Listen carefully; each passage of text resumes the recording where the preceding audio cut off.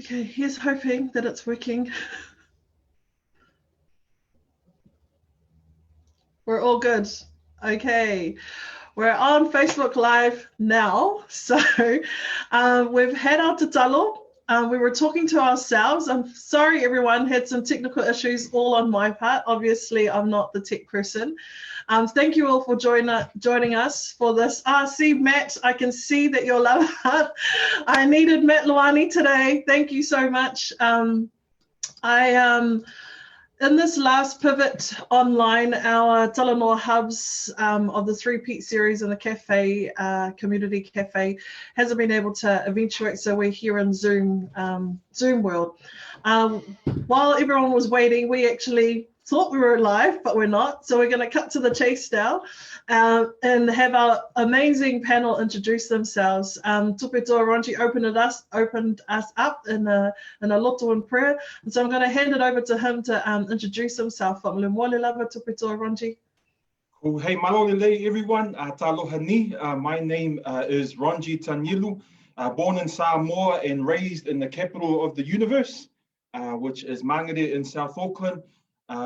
Have served as a Christian missionary with my wife in different parts of Africa and Asia and parts of Europe, and we moved back to New Zealand in 2017.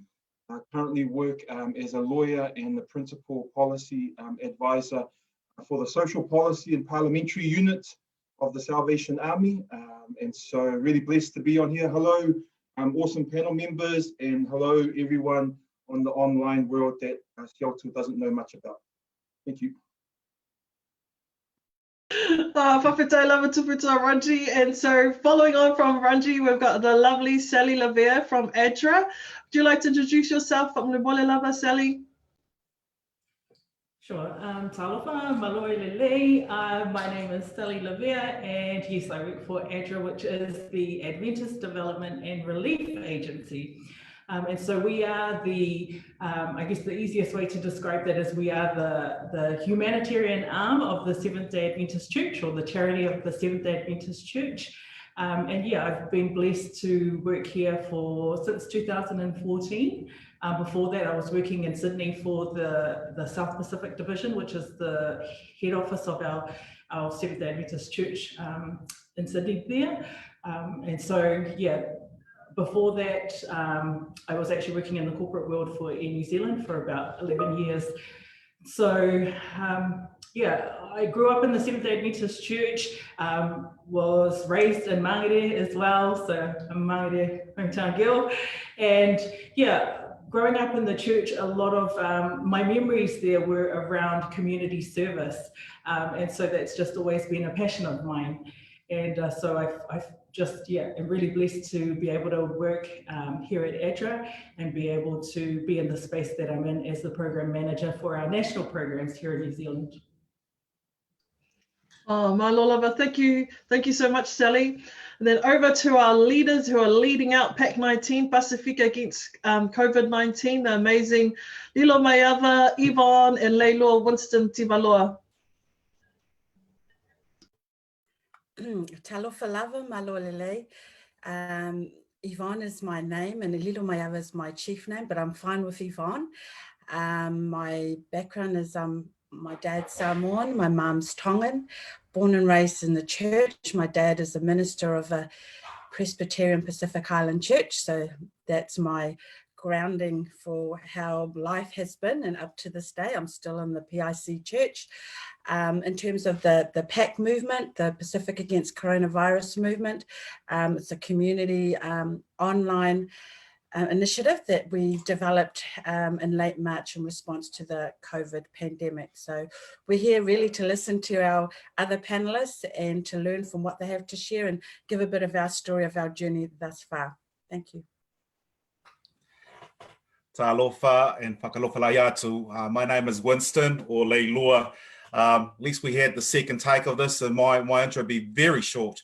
I come from a background in Efakasa, hard. So a traditional Samoan church, born and raised there. My father was a faith ao in that sort of setting. But then I met the person next to me who dragged me across to the PIC. So I've been PIC since. But in the PIC circles, I sit as the executive officer or clerk of the Pacific Presbytery, which oversees about 15 churches across New Zealand, and also wear another hat as a member of the Pacific Leadership Forum, or the PLF. So I sit there as a leader within the Pacific Presbytery, but also as an official, just advising what's happening on the ground from a governance perspective, but also in liaising with government organisations. So while my contribution today, hopefully, is just wearing a hat of the Pacific Presbytery and also PLF. Oh, my lolova, thank you so much to our dynamic duo, double blessings. And over to our Palmerston North base amazing senior lecturer, Dr. Tracy Mawhileo. Whamulimole lava. Malolele, Tracy. Malolele, Siotu, and panelists, and whoever in the world has got nothing better to do than to listen right now. So my name is Tracy Mawhileo, and I am representing the regions outside of, well, not really representing them, but outside of Auckland. So I'm based at Massey University, where I seem to keep going back to. So I'm a senior lecturer in the School of Social Work and Associate Dean Pacific in the College of Health. Yeah, so I grew up here in terms of a faith community. I also have links with Sally into the Adventist church where I grew up. I kind of studied social work and then practiced for a little while as a social work, but I've been in universities and academia for a long time. I'm Tongan on my father's side. He came from the village of Deku in the 1960s. And he met my mum, who is Pākehā, who grew up around the Manawatu Horowhenua area here. And he had a great vision, like a lot of our parents, for education and the opportunities that would bring us. And so I always love being a student, and I feel like being an academic and working in a university, I just get paid to kind of like learn stuff. And so, yeah, it's a huge privileged place to be in. But I guess even as a young person, I've been involved in community and the church stuff, being kind of youth leader and that type of thing. I spent 7.5 years working in Papua New Guinea at our church university there, Pacific Adventist University, and came back with my husband. So we had 2 little boys, and I thought being a deputy vice chancellor was too hard, being a mum of 2 little preschoolers, so came back home to just work part-time, and yeah, so been back in New Zealand since 2015. But I'll just leave it there. It's a privilege to meet you. Ranji, been citing your stuff, show my students your work, and been following PAC 19, so great to be here with famous people. Oh, my lolele, Tracy, you're one of the most famous that I know anyway. Just so humble, just so humble. I think for me, like this being kind of like, was supposed to be like our last of the 3-peat series.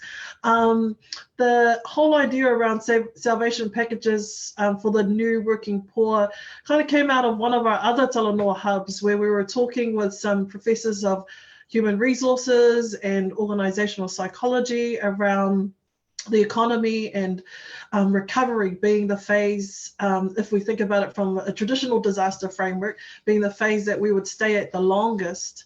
But actually the hardest thing would be going in between alert levels, or just even going back into a lockdown. And lo and behold, maybe like a month after that, that Talanoa, we're like into level 3, and then now down to 2.5. But one of the things we were talking about was actually the difficulty around families that are now having to ask for help where they weren't.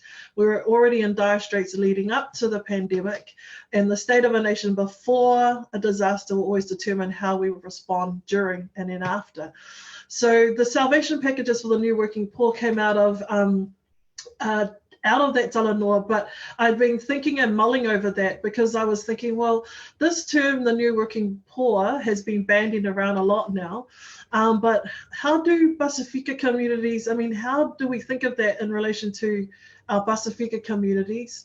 And then if we think about, Emmeline had mentioned how the food packages for our families were like love packages of love for those in need. And so then I started thinking, well, salvation, is that more than just a gospel message, or is that something that is driving and at the heart of a lot of the works of humanitarian agencies, right? You got your traditional humanitarian agencies, and then I think we have sort of this new form of humanitarian cloak of armor in terms of, well, not new form, but I mean, it's been there for the longest time in the Pasifika communities through the churches. So I wanted to kind of throw it out there. I just wanted this Talanoa to be a free flow so that we can just start to kind of, I wanted to find out from you all what's actually happening on the ground. What do you think of these terms that have been bandied around? How is the work that you're doing on the front line in relation to this kind of new working poor, and then, you know, salvation packages? Maybe if I start with you, Ronji, if that's okay, because you know you're such a social commentary. You're Masangi. Yeah, okay, I don't know about that, but look, I can offer some thoughts, and I think I don't fully understand the questions and the framing of the questions, but I can sort of try and offer where we're coming from as the Salvation Army, and just want to really make clear that the Salvation Army is a church before we're a humanitarian organization or social service agency. The Salvation Army in its history has talked about soup and soap. Hey, soup to feed people, soap to help people clean themselves up. But the last part of that three is salvation. And salvation for the Salvation Army has always been about salvation for the soul from hell. Hey, and so within all of those three things, soup, soap, and salvation, that's where the work of the Salvation Army comes from. There is a desire to see people come to faith in Jesus Christ, to be saved from this thing called hell, and to grow in the knowledge of who they are in God and His Word. But connected to that is the soup and the soap that we're heavily involved in. And as you mentioned, Seoto, the Army's got a long history in working around aid relief, disaster relief, humanitarian work, and so on. I don't know how helpful labels are like the new working poor, but I can give you this example. In the 2 months of the heaviest lockdown, so from March 23 to May 25, those 2 months, we gave out as the Salvation Army 37,000 food parcels across the country. In 1 week, we gave out just under 6,000 food parcels in that 1 week. That's usually the amount that we would give out in 1 month that we gave out in 1 week. But the scariest number that we're still trying to understand as an organization is that we had 11,000 brand new clients coming through our doors. They've never received government support before, no benefit before. They've never received a food parcel before. And so these are people that have never used the social services. So maybe using your definition, they might be this new working poor. But essentially they're people that were living life okay, probably middle New Zealand, working class New Zealand. And then one of those dominoes fell. They lost the job or lost many jobs, and then all of the dominoes started falling from there. So 11,000 new clients in the 2 months, the two harshest months of restrictions. So I guess not using those academic terms, but sort of reflecting on where we're at, food parcels is one aspect of our work. It's the soup and the soap part, but the salvation part is really critical to us in terms of salvation to the soul. And so if we're not doing the salvation part for the soul along with the soup and the soap, then the soup and the soap is pretty empty. And so I think that's where we as an organization are trying to address the fact that many of our Pacific people we're facing real struggles before these lockdowns, before COVID. And if anything, they got worse during COVID.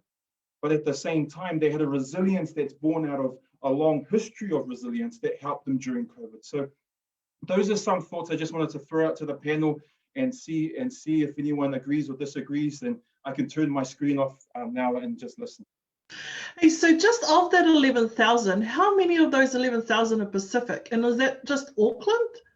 No, so that's a number that we're trying to understand. So we don't fully know the demographics or the breakdown of what that number is. That's 11,000 across the country, brand new clients. And so what we've been told from the initial assessments is that a good number of them were Pacific.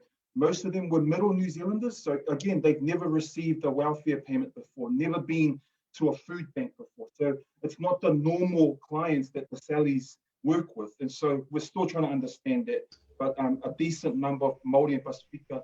But I guess New Zealand came through that 11,000 new clients.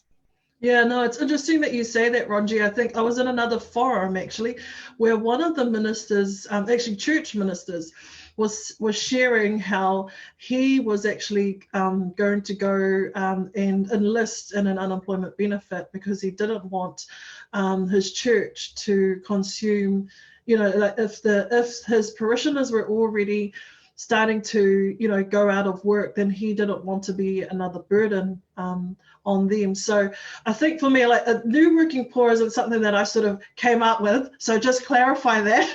This is something that I've been hearing in the media and a lot, and I know a lot of economists, I think from an economic perspective, they're talking about this, but I'm just really interested in it from a Pacifica perspective and how messaging information is getting across to our people, and is this yet another label on top of many more labels that we're already having to deal with anyway. So I'll throw it open to our dynamic duo who are amazing at listening to the messages. You guys have been running some awesome forums. Vons and Winston, any thoughts? Yeah, we were chatting while Ronji was talking, and I'll be honest, I'm still trying to I understand the whole concept because I haven't actually heard this term of new working poor. But having heard it for the first time, I don't actually feel like it fits our narrative. Like when I think poor, that tells me that our communities have nothing. We have nothing in our hand. But as you know, our communities always have something in the hand, and we never see ourselves as poor, maybe financially, economically, but as a community, we are never poor in spirit and poor in generosity. So yeah, I'm just trying to reconcile that term to what I see in our community. In terms of just my own opinion with the whole context of the salvation and the spiritual, from what I've seen in my own journey growing up in the PIC movement, is our churches, when they first established in the early 60s or so, when they came to New Zealand, they came and they established a church. That was their village. And as they created these villages and church structures across Aotearoa, they also addressed some of the social issues that were happening at the time, because they were new migrants and they were being disadvantaged, and so they were helping a lot of our new families that were coming in from overseas. And at that time, the church was the village hub, the social hub for Pacifica communities. Fast forward 20 odd years, the church, 50 years or so, the church has become more, as a Pacific, this is just my observation, the church has become more focused on our spirituality. And it's almost like we've put a fence, if you like, that we're only focusing on our spiritual well-being, which is all inclusive of this salvation and the gospel. Now we're in this new area of COVID, where our church leaders have to now realize that they need to go into that space of social well-being and the social issues that weren't part of our journey over the last couple of years. It was always been about our spiritual, but now all the social issues that are coming out of the COVID, which Ron has correctly said, they were already there, but now it's becoming to the forefront.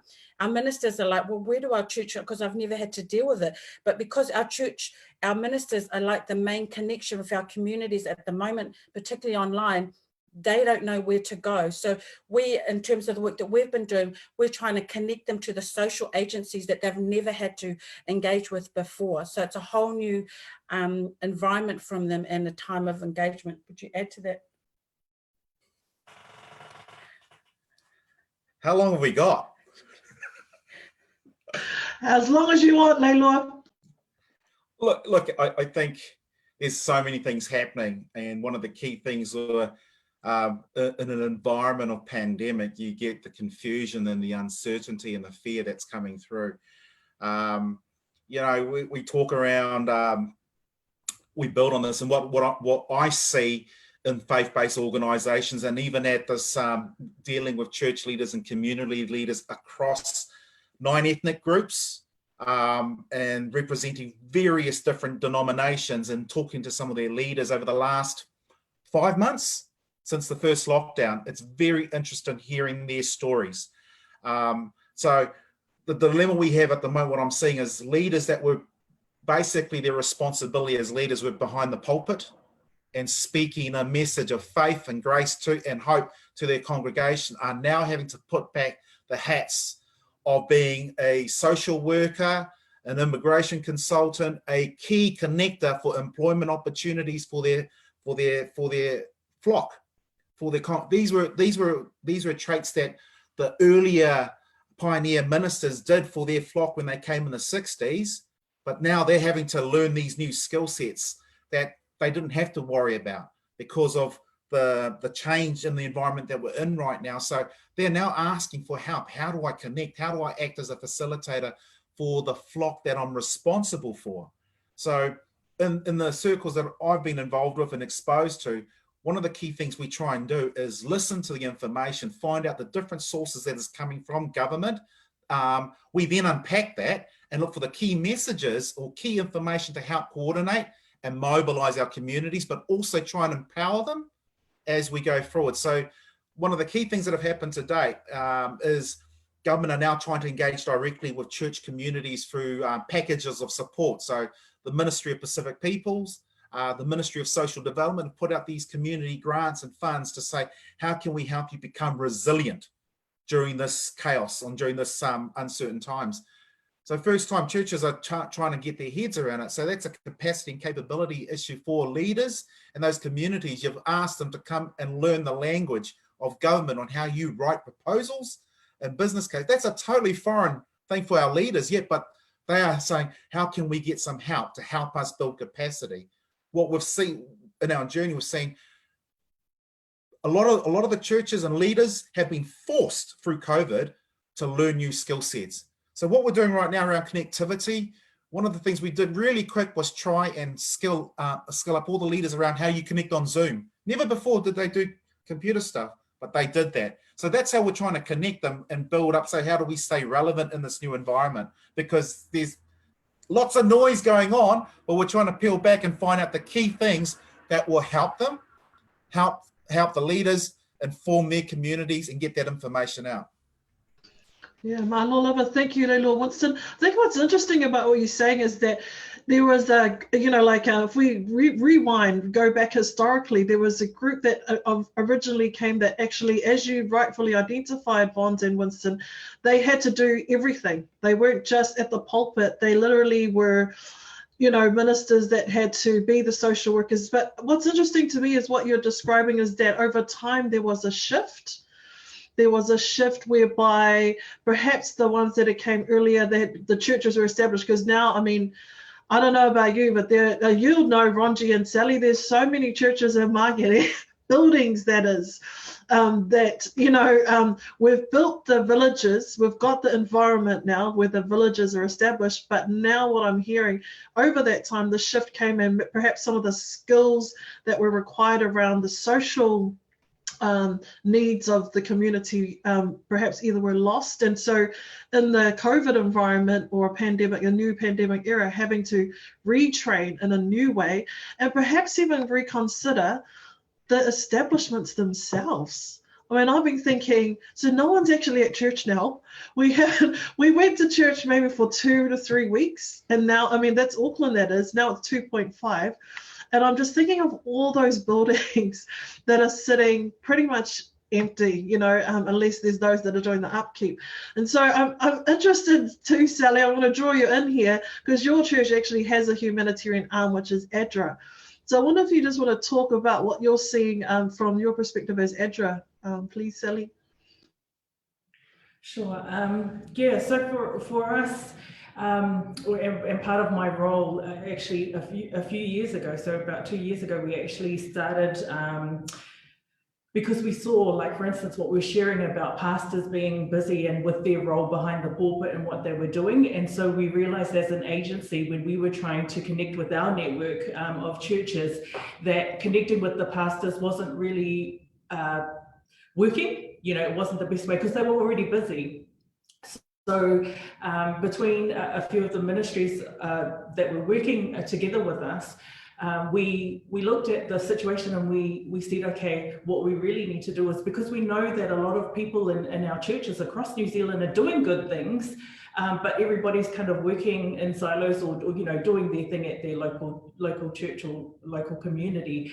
So how can we come together as a network, and how can we empower our churches and engage our churches so that we are unified, but also we're not reinventing the wheel, and we're maximizing the resources that we have at hand. And so what we decided was the best thing to do is we actually started running what we call these community champion workshops. And so we started that sort of mid to late 2018, and we ran those across New Zealand, where we invited our church members that were passionate about community, because, you know, you can have people come along, but it's really those that really have a passion for service and community that are the ones that are going to be really engaged. And so that was who we realized we needed to identify, and then through identifying those key people, we could then begin to build that network and empower our champions to be able to maximize their reach and out to the communities. So that's what we did. And then at the beginning of this year, actually, it was funny because we came together again and looked at, okay, now that we've run these workshops, I think we've come to the end of that phase. What else can we do? What's the next step? And so we were looking at another different type of workshop to kind of step up from there. But then COVID hit and we were like, okay, now what? And the great thing is, because in terms of the work that I do with our national programs, we have what we call the community transformation partnerships. And really what that is us working through, because ADRA, our team is really small. So we have a team of 7 here in our office, and I'm the only, I'm the national program manager, but we have like the rest of our team in different positions. So we all kind of help each other with different things. And so when we're looking at, okay, how can we maximize our resource, we saw, okay, we can work through the local champions in our churches. And so through this network, we reached out. We basically knew as an agency that we needed to do something for our communities that were in need. And so we put the call out to our champions, our pastors, the churches, to say, okay, who is willing to be involved in our Love Thy Neighbour response. And through that, we identified the champions that were going to be involved in that. And the good thing was, because they're already connected to their local communities, a lot of them knew families that were in need, you know, those vulnerable families. And so that's how we took the approach of our response for vulnerable families across New Zealand. And so, yeah, that's basically the approach we took in terms of providing. When we looked at the situation, we actually provided gift cards, supermarket gift cards, and mobile top-ups. And the reason we went with the gift cards and the top-ups, one was when we talked to our community champions, some of them said, yeah, food parcels are great, but sometimes what families get in a food parcel is not necessarily what they need, and it's not necessarily the kind of food that they would eat. So then it kind of goes to waste. So for us, some of the feedback we were getting is it just provides those families with the ability to then purchase what they would need, what's necessary for them or essential for them at that time. And then with the mobile top-ups, it just allowed those other families who maybe were okay on the side of groceries, but didn't have enough to stay connected via phone or internet to their families, to have that option as well. And because of the health and safety, you know, the lockdown levels and all the health and safety regulations, that was the safest way that we could also utilize our response. And we did that over that period of the lockdown. There were multiple drops, so up to 3 drops per family. And that also then allowed for our church champions or our community champions to actually provide a little bit of psychosocial support. So we had a message slip with the cards that had contact details for the local pastor or the champion, where if they wanted somebody to talk to or they wanted somebody to pray for them, they could reach out, and we provided the space where they could ring those numbers and speak to somebody. So we had a lot of feedback from champions that were just saying they were really blessed to be a part of that response. And it was good for us too, because it actually engaged other people in our churches that hadn't actually already been engaged in community. So it provided the opportunity for that as well. And then we had recipients, feedback from recipients saying that they were just really blessed by what they were received, but also the support from those community champions as well. Awesome. Thank you so much, Sally. I guess what I'm hearing too is the raft of different salvation packages approaches, and that you had an infrastructure or system in place, and unbeknown to you, actually, while you had that system infrastructure that you were building, boom, COVID came, and you're able to actually draw on that system that you already had, draw on those champions that were already in place, and begin to actually enact that, or to just fire it up, start it up, and just use that same network that you've been using. What's interesting too, from what I'm hearing from you all, is having the right people in the right places at the right time seems to be quite crucial, and actually the capability building of those that are at the coalface and leading, and how we do that. And I think for me, from a disaster lens or even a humanitarian lens, psychosocial response is what they all talk about. I mean, right now the government has a group that's working on a report around psychosocial response and recovery, and so this is a report that I think that a lot of our Pacific have to really contribute strongly to, which is why I wanted to kind of have a look at the church space, because often our villages, it's churches, but I think in the mainstream space, what I tend to observe is that there is a misunderstanding or a misperception of church as a religious organization, right? As opposed to a village network, which is what I see the difference between understanding from a Pacific lens. So I wonder if I could draw you in, Dr. Tracy Mafileo, from your wealth of social work and beyond health, just to comment on that. Please, Dr. Tracy Mafileo. Thank you. I was actually reflecting on this, on the words that are there, salvation packages for the working poor as well. And if I guess there's some loaded terms there, and in the history of kind of like welfare provision, we can often help and packages have come with lots of strings attached, and they've come with an assessment of who's deserving and who's undeserving, and so that sometimes there's this kind of history to welfare that it can come sometimes be kind of like an superior inferior thing, this dynamic that goes on. So, and then when I was thinking about the word salvation, we often think about that as an individual thing, individual salvation of an individual, but I think sometimes we forget to think about the collective aspect of that. So when Jesus walked this earth, he was really interested in individuals, but he was also really radical in his approach to naming and challenging the systems that were keeping people, that created poverty. And I think we are also called as churches to not just kind of respond to individuals, but to kind of be mindful and to kind of act at that system level as well. So I was just kind of reflecting on that. So I had the privilege during the the first lockdown here, although I was busy at home, like working, teaching from Zoom, and our bubble of 7 here, of kind of observing some of the stuff that was going on that my husband and some other of our church members got involved in. And it was, what I observed is that what was different in the way that these food packages went out, is that it wasn't kind of from an establishment to this poor person, but it was actually about within our own communities.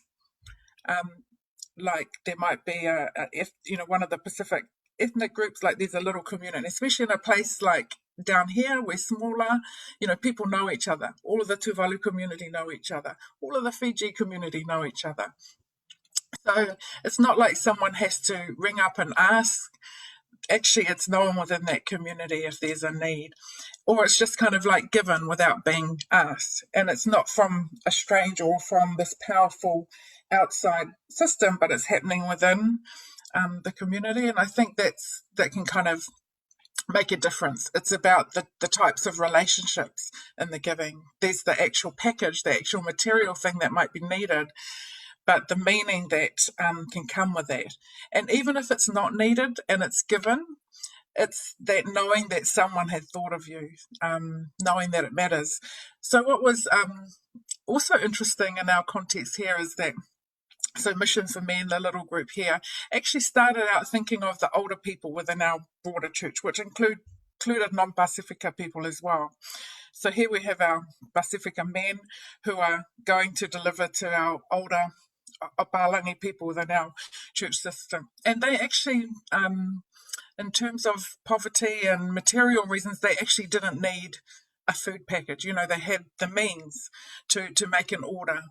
But the response was amazing because they felt cared for, they felt noticed, and they might not have had a lot of people around them, but then they felt that, so what's in that package? I really like how Emmeline had talked about, love packages, because it's the meaning that it has.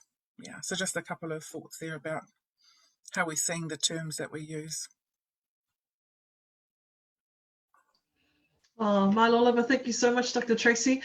I think overall for me, and I know that we're going to wrap up shortly in 10 minutes, I really enjoyed listening to the diverse ways in which packages of care, packages of love, packages of salvation, how they're all being thought about and actually delivered in different ways, whether it be Zoom upgrades for all of our pastors, because in a way, I think that is in a way salvation to the pastoral leaders themselves, because here they are trying to help their flock in a spiritual sense, but they themselves are needing salvation in the IT sense. I need salvation from the Zoom platform, from the Facebook Live boo-boos that I've been constantly doing on these Talanoa Hubbs, when we pivot online.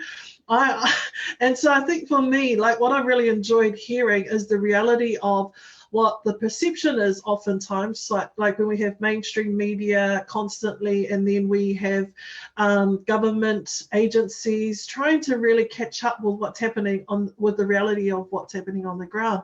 What's interesting to me, and it's gonna be a bit of a left field, but it's an observation that I made, an earlier observation I made when the outbreak happened in South Auckland, and it hit our Pasifika church. But that was it's a traditional Samoan church, and they mobilized pretty fast. Vons and Winston, you can talk a little bit more about this because you're right in the heart of that too with the PLF. But what's interesting is the next one, the one that they're saying is this evangelical fellowship in Mount Roskill. The latest that I saw in the media was that they were described as this challenging cluster to work with, and that within this cluster, they don't accept the science involved, but they're being educated on the gravity of the situation. But I was saying this a while back, when they named the evangelical church, I thought, okay, this is going to be interesting, because I think this is why I think understanding the church environment and the faith environment for Pacifica is really important.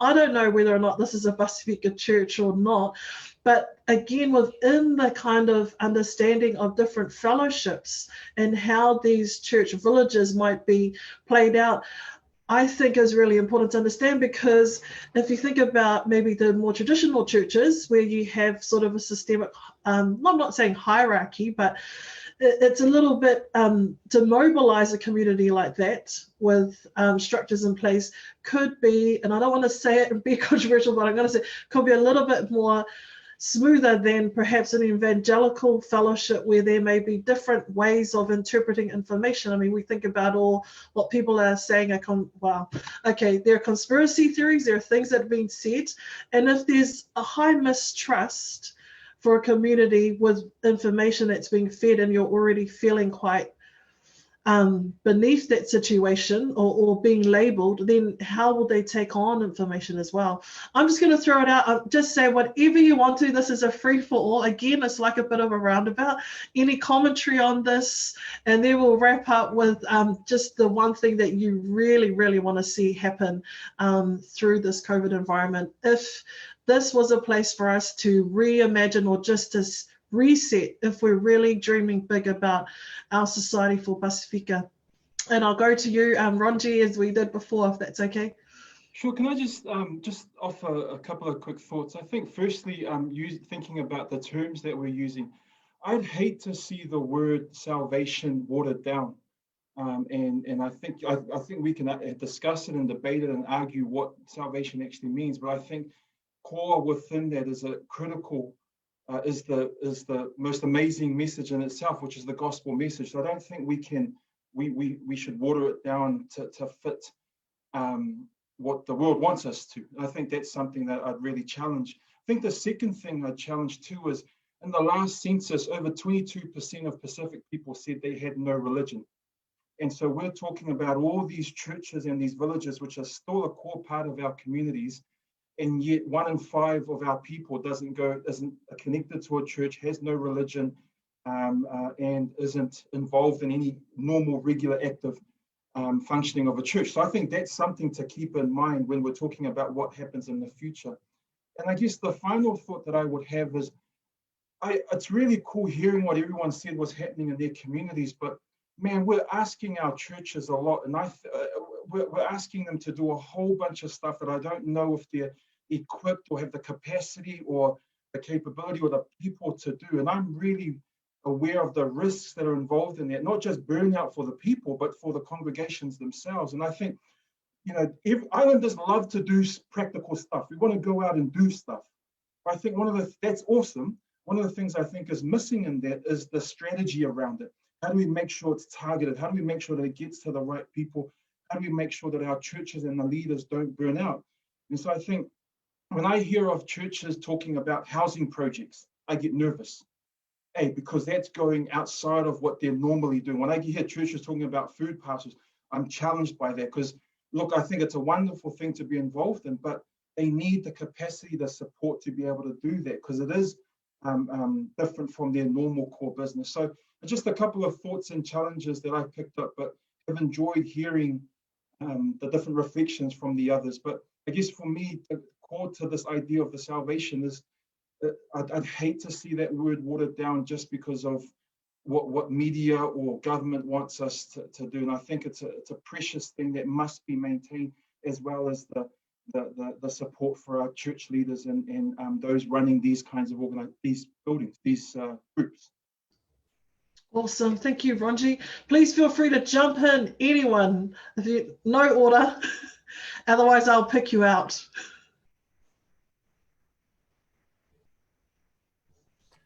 All right, I'll just thank you for that segue, Ronji, in terms of salvation. I think in some of the things we're looking at from the PAC 19, a lot of the content that's been developed and put into that community-led platform, remember this came out of lockdown, number one, when we realized that you can't physically go and engage, physically sit face-to-face with leadership to get into your communities, to start socializing the message of what's coming. we moved quite quickly and we changed tack to creating this online platform to start getting some key messages out. Key messages to our community within their cultural context of understanding, not the jargon, but breaking down what's been said and saying this is what you need and what you make of it. Ultimately, where we come from is the thinking is the communities will find their solutions for themselves. But if we're good at unpacking and giving them the right pathways and the options, they will ultimately make those decisions themselves. It's not for us to make it for them. So, government have a role. Providers and social agencies have a role, but the roles we do from a community perspective, we complement what the government are doing. They have a role, but they get their role goes only so far, and we know you can't penetrate into some of the hard to reach our vulnerable communities. So it's a different way of engaging. They're engaging, but there's different aspects of engaging when you want to penetrate deep down into our communities, and that's the roles that we're trying to play. I think the faith message on the PAC 19, that goes without saying. A lot of our content is anchored in faith. It goes without saying because we're trying to go back and say, with this reset through COVID, we've got to go back to some anchors that keeps us resilient as communities and maintains our social cohesion as specific communities. So it's subtle, but it goes without saying that you can't go, because if you don't have that message of faith, then actually you're just relying on your own understanding. That's what starts to play with the mind. Some of the key messaging we talk, a lot of it is around health. That's right. But for Pasifika, health is a holistic being. It's a lot of other facets. It's not just your physical health messaging, and that's what we've been seeing. It's all physical health messaging, but we now have to get into that whole psychosocial, our mental and our emotional well-being. We're talking about our spiritual well-being, but one of the key things that is coming through from this pandemic is our cultural identity. The importance of our cultural identity playing to hold everything in place as well. So we're starting to see that in some of our second and third generation New Zealand born coming through, that they want to understand who they are through this and balancing that with all the other aspects of well-being. So I think that's what we're seeing on the ground from what we're doing. We're also seeing working with the church leaders. They are in many ways is good and bad, because they're the gateways into our communities, or gatekeepers, whatever word you use them. But what we're seeing is that they're starting to empower their young people in their churches as the foot soldiers and the keyboard warriors in this space. So for example, I just got to find the text with my minister who said, in this new environment, thank you that we've got young leaders in the church that have been able to be mobile and agile to provide them with good intel and information on what's going out there. Then they become the messengers, because they will talk to the flock in their talk, and they will understand. But our roles is to give them good intel and insights of what's happening out there, and let them socialize that amongst that. It's not for us to do. So we're trying to work organically on how we get the right messaging out there for the communities to make informed decisions themselves.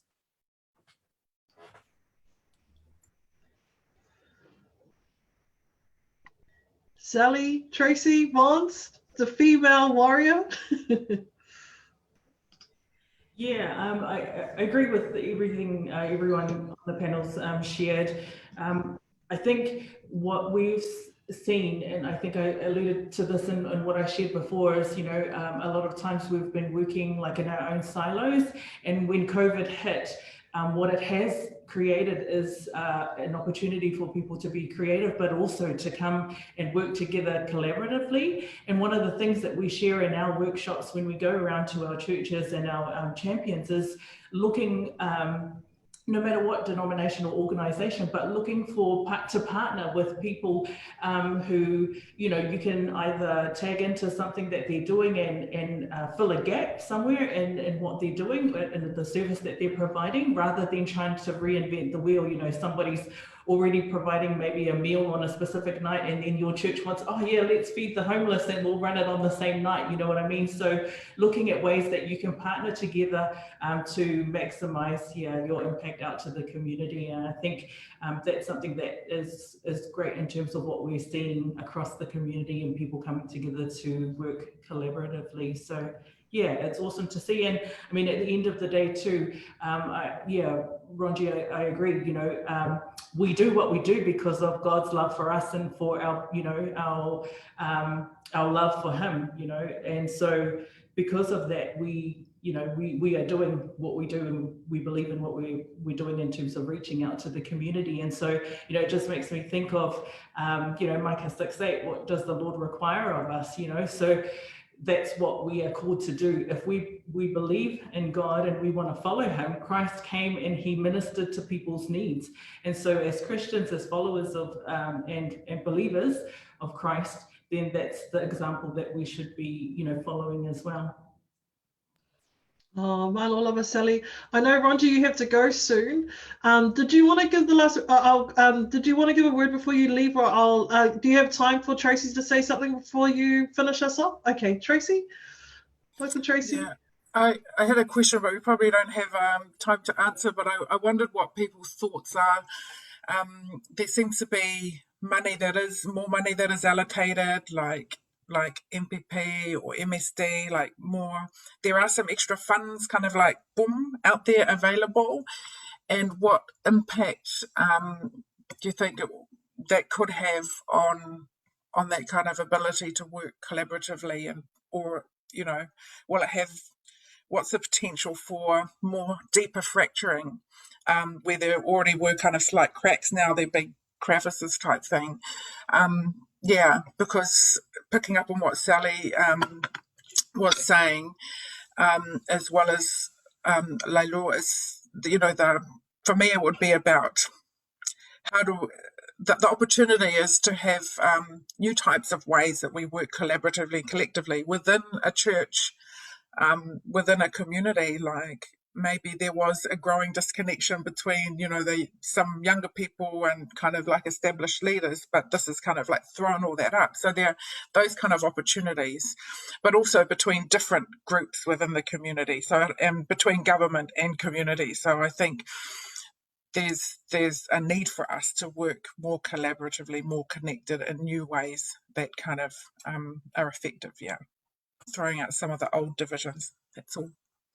Oh, that's awesome, Tracy. Maybe, Ronji, did you want to say something before you leave to that question of, you know, there were little cracks there. Does the funding, you know, fracture even more and and prevent collaboration for Pacifica? And then what you really want to see, I mean, we know that in recovery, you know, for disasters, actually the community not only do most of it, they actually sustain it. Like, for example, in the Christchurch earthquake, you know, like from a lot of the disaster research. So one thing, Ronji, is around the fracturing, and then the last bit is what you think is most needed for recovery in a pandemic era.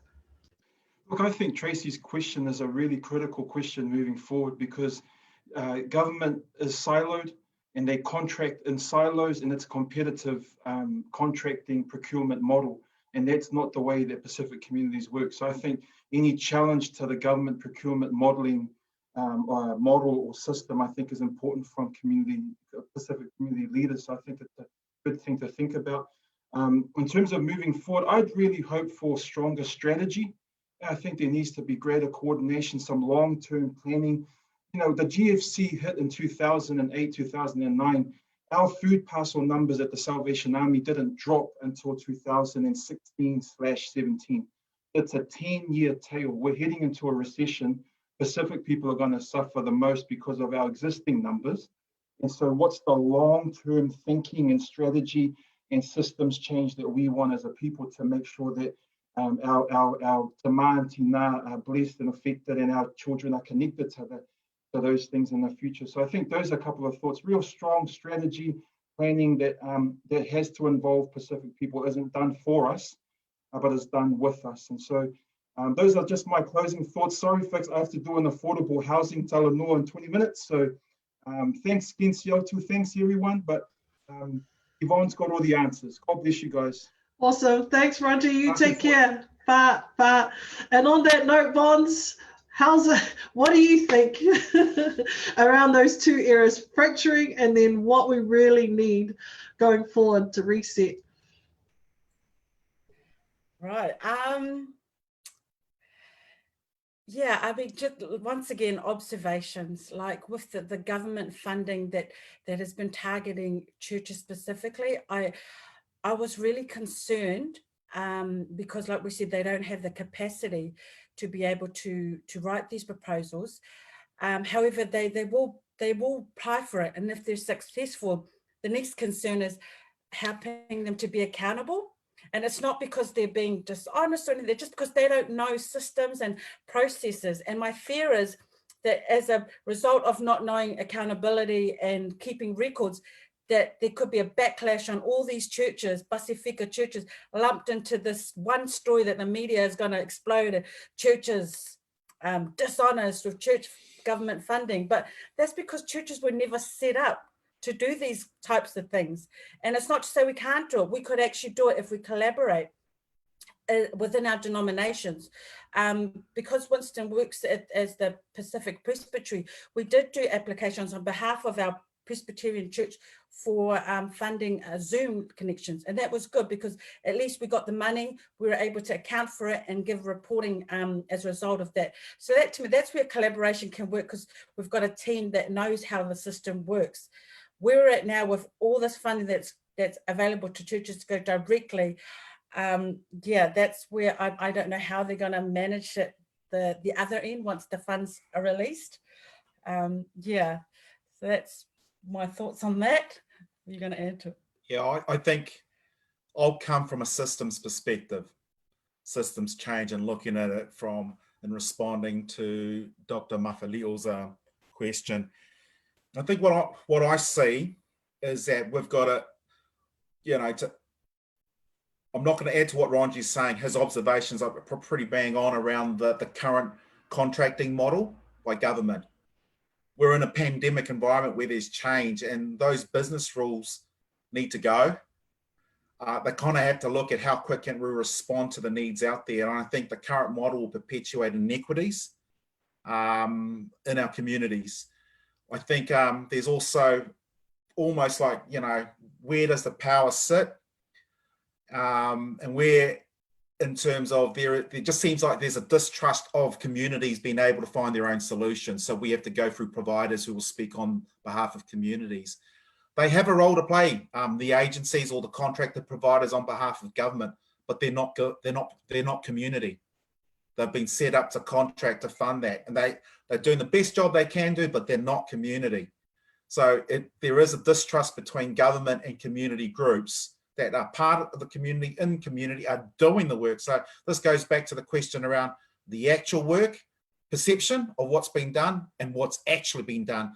And between that, there's a massive disconnect in terms of what's been done. And there is a lot of work that's been happening, not resourced, not invested. So let's go back to that budget. That budget, from what I see, will go through and sit at provider level, Tracy. And then you don't see that flowing through an investment in terms of mobilizing. And there's a lot of things happening in communities. They're quick to move and do it anyway. That's community for you. But they're not recognized, not seen. Some of the good things that are happening at the moment, I mean, like, you only have to look at the news and see mainstream media. They're going to community groups and asking what's happening on the ground. And, and community groups have been shown this is what they've done. They've gone in and done a need. They didn't talk about it.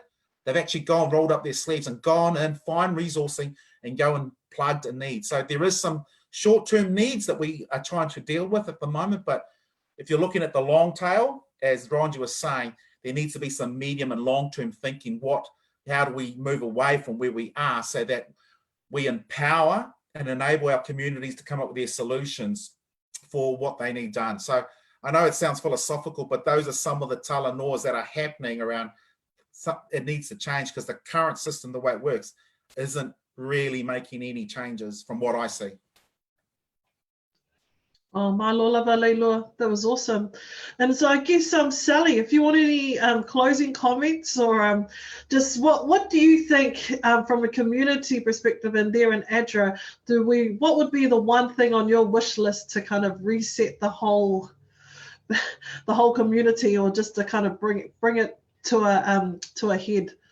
I think these guys, I think everyone's covered it. Like, it is and this kind of reminds me of what that professor was sharing at one of the other Talanoas at the Mangere Cafe, where he said that the best community solutions come from within the community.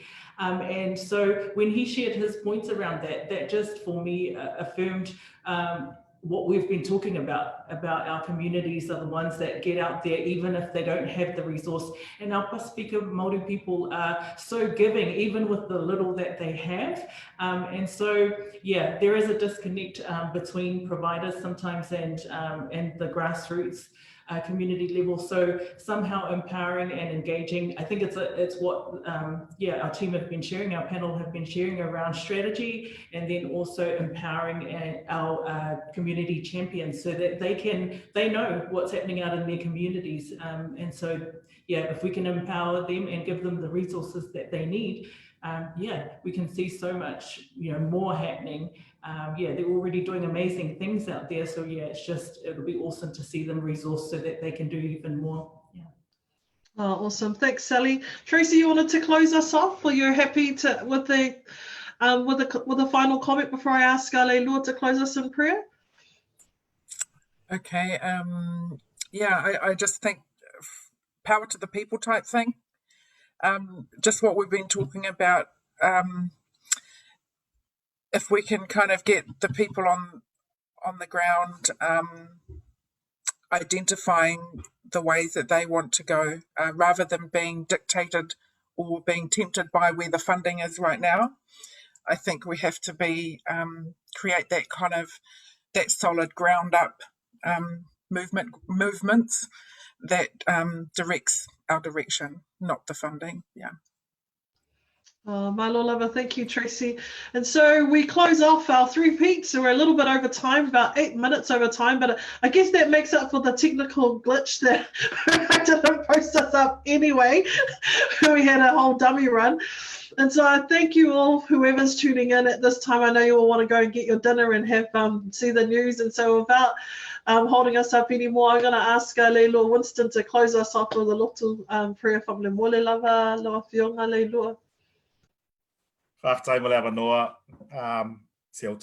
close us off in prayer. Thank you, Father God, for this opportunity to Talanoa via this live session that's been coordinated and facilitated by Dr. Seltu Alafeo through New Patch. We thank you for the panel guests that have really poured out their hearts and their insights. At the end of the day, it's around how we can actually uplift and mobilize our communities, that they come up with solutions during these uncertain, confusing times.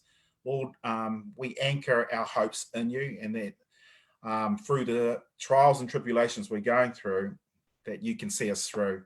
May this be a blessing to others that use it to unpack and seeing what other solutions come through this in terms of further dialogue and policy development. Bless the panel members as we leave this platform this evening. In Jesus' name we pray. Amen. Thank you so much, everyone. Have an awesome evening with your families. Go well. Paso fuat. Yeah, good night.